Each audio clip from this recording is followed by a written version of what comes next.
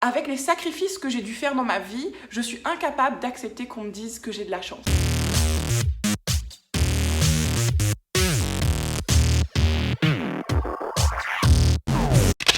Hello hello les fascistes, j'espère que vous allez bien. J'ai longtemps réfléchi à faire cette vidéo. C'est une vidéo que je voulais faire depuis déjà 2019. Et en fait, je ne savais pas comment l'amener. Je l'avais tournée une fois, mais sous le coup de la colère. Donc j'ai essayé en fait de me faire un plan. Et puis finalement, je me suis dit que c'est pas le genre de vidéo qu'on peut faire avec un plan, avec quelque chose de méthodique. Je veux vraiment vous parler en fait en cœur à cœur, et je pense en fait que la meilleure façon d'aborder ce sujet, c'est de le glisser dans une catégorie un peu plus légère. Donc je vais lancer une catégorie vos préjugés sur moi. Donc c'est une vidéo qui a déjà été vue, revue, archi-vue sur le YouTube Game. Donc j'aimerais vraiment le traiter de façon différente, faire un ou deux préjugés par vidéo en fait, et non pas vous étaler la liste comme ça.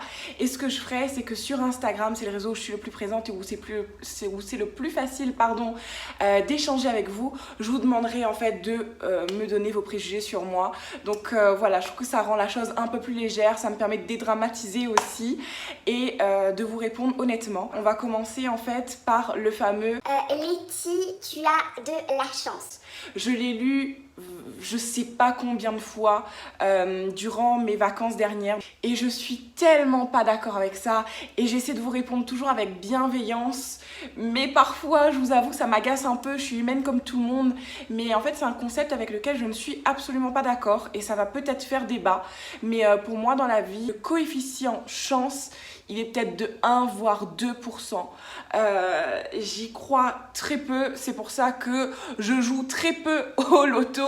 Oui, il y a un coefficient chance dans tout ce qu'on fait, soit, mais si tu comptes sur la chance, t'iras pas très loin dans la vie. En tout cas, c'est mon point de vue. Je pense que on est capable de bien plus que d'attendre que la chance frappe à notre porte. Donc bien sûr, il ne faut pas négliger en fait ces petits moments de veine qu'on va avoir, mais c'est pas ça qui va dicter une vie, c'est pas ça qui va vous aider à avancer, c'est pas ça qui va, en tout cas moi, diriger ma vie. Je vais vous mettre un peu en contexte et vous expliquer pourquoi moi je suis pas d'accord avec ça. C'est lié à mon parcours évidemment. Donc quand je suis sortie du bac, vous le savez, j'ai postulé en fait pour aller étudier au Québec. J'ai obtenu ma bourse d'études et ce n'était pas une notion de chance. J'ai mis pour le coup les chances de mon côté, en travaillant, en ayant un dossier qui était bien, en montrant ma motivation, en me rendant aux sélections. Enfin voilà, à aucun moment ça m'est tombé sur le bureau, j'ai pas eu les billets comme ça, j'ai pas eu ma bourse comme ça, donc voilà, donc je suis pas d'accord avec le fait qu'il y ait de la chance.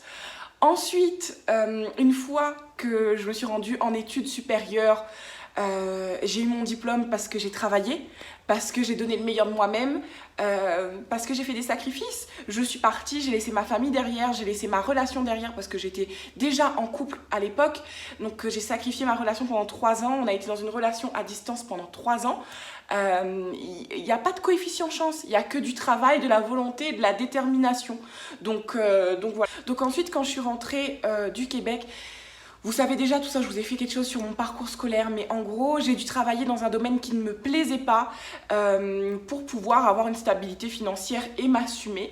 Donc je l'ai fait, j'ai postulé, j'ai été retenue en entretien, j'ai fait mes preuves en entretien même si c'était pas mon domaine. Donc pour qu'on puisse me prendre à 20 ans dans une entreprise, dans une branche où ce n'était pas du tout mon domaine, c'est que j'ai fait mes preuves, j'ai travaillé j'ai dû me reformer dans l'entreprise. Voilà, oui, l'entreprise m'a donné ma chance, mais j'ai postulé seule, j'ai fait mes entretiens seule, je me suis formée seule. Donc en soi, c'est du travail, il n'y a pas de chance là-dedans. Le seul coefficient chance, admettons, c'est que je sois tombée sur cette annonce-là en regardant les annonces d'emploi. Mais encore là, je me suis levée tôt pour regarder les annonces d'emploi. Donc voilà, je trouve que la chance, franchement, c'est quelque chose qui est biaisé, en tout cas dans mon parcours à moi. Si un jour je gagne au loto, là je vous ferai une vidéo et je vous dirai écoutez, ça y est, j'ai eu mon moment de chance. Voilà, mais pour le moment je suis pas du tout d'accord avec ça. Donc ensuite, C'était quelque chose de transition pour, comme je vous dis, avoir une stabilité. J'ai repris mes études à nouveau, je me suis reformée, j'ai travaillé en banque, j'ai eu mon emploi parce que j'ai postulé. Enfin voilà, comme monsieur et madame tout le monde, je me suis débrouillée à fond pour m'en sortir dans la vie. Zéro coefficient chance, je suis désolée. Donc voilà. Et en fait, je vais rebondir sur un préjugé qui m'a été clairement exprimé aussi. C'est le fait en fait que je puisse avoir ce train de vie, donc un train de vie que vous imaginez, hein, que vous ne connaissez pas, par rapport à mon mari. Donc voilà, je trouve ça assez drôle. En fait, à aucun moment, quand vous voyez une fille qui fait ce qu'elle veut dans la vie, donc en l'occurrence, j'estime pour le moment que je fais ce que je veux, c'est-à-dire que je peux voyager comme j'aimerais, enfin, non, dans l'idéal, je voyagerais bien plus que ça, mais voilà, je peux voyager, je peux me faire plaisir, j'ai une maison, une voiture, et je ne suis pas employée, donc forcément, l'argent vient de Monsieur Doudou. Faux. Et vrai à la fois, on est un couple, donc voilà, aujourd'hui on est un foyer, donc on a un budget pour notre foyer. Pour autant, je suis indépendante financièrement depuis mes 18 ans. Donc depuis que j'ai eu ma bourse d'études, je ne dépends de personne depuis mes 18 ans et c'est pour moi une grande fierté d'avoir eu ma majorité et mon indépendance en même temps. Donc voilà, j'en suis très fière. J'espère ne jamais avoir à dépendre de quelqu'un, d'être toujours capable en fait de pouvoir travailler. Voilà. Et en fait, ce qui m'horripile un peu là-dedans, c'est que jamais les gens vont se dire peut-être que si Letty voyage autant avec son chéri, c'est elle qui entretient son chéri. Parce que ça pourrait être le cas, vous n'en savez rien. Pourquoi est-ce que ça ne serait pas moi qui entretiendrais Monsieur Doudou? Pourquoi ça ne serait pas moi qui aurais le plus gros salaire dans le foyer? Vous ne savez pas, et je trouve ça tellement triste de supposer en fait que c'est toujours l'homme qui finance le foyer, que c'est qu'une femme réussit par le biais d'un homme. Je trouve ça vraiment dommage. Sachant en plus que ce genre de préjugés vient souvent de filles elles-mêmes. Alors je comprends pas pourquoi on peut pas s'encourager entre nous, être girl power. Il y aurait pas de honte à ce que ce soit monsieur qui ramène plus d'argent dans le foyer. Pas du tout. C'est pas du tout ça que j'insinue. Il y a pas de honte à être femme au foyer. Il y a pas de honte à tout ça. Je trouve au contraire que c'est un métier, parce que pour moi être femme au foyer c'est un métier absolument respectable et prenant, et pour moi c'est le métier le plus prenant du monde. Clairement, je suis admirative des femmes au foyer. Pour autant, à ce jour, c'est pas ce à quoi j'aspire et c'est pas ma situation et je ne dépends pas de Monsieur Doudou. Donc voilà, j'espère avoir répondu à ces préjugés.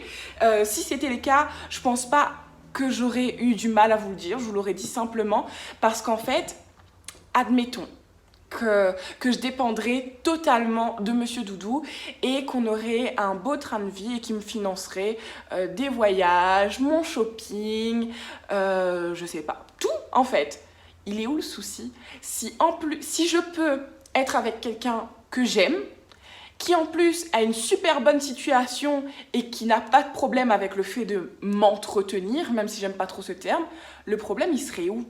Ça pourrait être l'inverse, si demain matin c'est moi qui gagne au loto. Est-ce que ça poserait un souci, ou on va être encore plus terre à terre, si mon projet d'entreprise que j'ai fonctionne du tonnerre et que je peux totalement subvenir aux besoins du foyer sans que Monsieur Doudou aille travailler et qui dépende totalement de moi? Il est où le problème?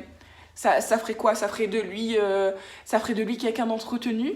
Non, ça fait juste de lui quelqu'un qui vit avec une personne qu'il aime et qui peut subvenir à ses besoins et lui offrir un confort de vie sans qu'il ait à se tuer au travail.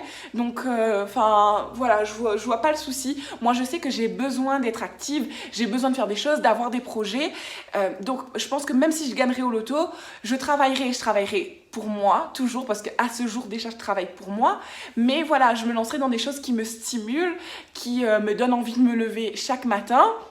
Et pour autant, voilà, je vivrais ma meilleure vie. Mais quelqu'un qui voudrait totalement arrêter de travailler et profiter de la vie parce que son conjoint en a les moyens et que son conjoint est très à l'aise avec cette idée, il est où le souci? Ça regarde qui, clairement? C'est leur couple, c'est leur vie et grand bien leur face. Voilà, c'est tout ce que j'aurais à dire. Je sais pas si je vous ai éclairé, je pense que je me suis encore une fois de plus laissée emporter par mes émotions parce que je vous avoue que ça me frustre un peu. Pour autant, oui, je suis chanceuse de faire quelque chose que j'aime et d'être en train de créer, j'espère, une entreprise qui va me plaire encore plus. Mais c'est une chance que j'ai créée. J'ai pris le risque de quitter un emploi fixe. J'ai pris le risque de ne pas avoir de CDI. Je prends certains risques, mais pour autant, j'ai travaillé pour depuis mes 18 ans. Voilà, vous n'avez pas idée en fait des sacrifices que j'ai pu faire ou qu'on a pu faire, de l'argent que j'ai pu mettre de côté ou pas. Voilà, vous savez pas. Peut-être aussi, je vais aller dans un autre cliché, peut-être que vous l'avez pensé, que je viens d'une famille extrêmement aisée, ce qui n'est pas du tout le cas. Mais voilà, en tout cas, ne vous fiez pas à ce que vous voyez. Vous ne voyez souvent pas l'envers du décor, les sacrifices que cela demande. Effectivement, je suis quelqu'un qui adore mettre de l'argent dans les voyages. Pour autant, j'ai une petite Renault. Je ne roule pas en voiture de luxe. Il y a certaines personnes qui adorent mettre de l'argent dans du matériel comme des télés ou ce genre de choses, de l'électronique. Moi, ce n'est pas mon cas. Je vais acheter de l'électronique pour mon boulot, donc téléphone, appareil photo, ce genre de choses, mais pas de home cinéma, pas de grande télé, c'est pas mon délire. Voilà, Monsieur Doudou, lui, il va être un peu plus électronique que moi, un peu plus, si on peut dire, presque matérialiste que moi, mais moi, c'est pas mon cas. Toutes mes économies vont dans les voyages, clairement. Je peux me permettre de mettre mon argent où il me fait plaisir, et voilà, et j'estime que oui, ça peut être une chance, mais c'est une chance que j'ai créée, que je me suis donné les moyens d'avoir. Donc voilà, dites-moi en commentaire si vous êtes d'accord, si vous aimez ce genre de vidéo confrontation, confession, je sais pas trop comment appeler ça. N'hésitez pas à me rejoindre sur Instagram, donc je ferai bientôt un sondage pour avoir d'autres préjugés sur moi. Soyez libres en fait de me les dire avec bienveillance évidemment, parce que je pense qu'on a tous des préjugés sur les gens, c'est humain. Je vous dis à très bientôt dans une nouvelle vidéo et merci d'être toujours plus nombreux sur YouTube. Ça m'aide vraiment lorsque vous vous abonnez, ça fait grandir ma communauté. J'espère que le message aura bien été passé et que personne ne le prendra mal. Je pense que la seule qui pourrait mal le prendre, en l'occurrence, ça serait moi. Voilà, j'espère qu'on se connaît grâce à ça encore un peu mieux. Je remercie toute ma communauté bienveillante parce que au fond j'ai une communauté extrêmement bienveillante et on n'est pas si nombreux, mais on est extrêmement soudés et ça me fait le plus grand bien. Je vous remercie énormément et je vous fais d'énormes bisous. Prenez bien soin de vous et surtout soyez 100% vous-même.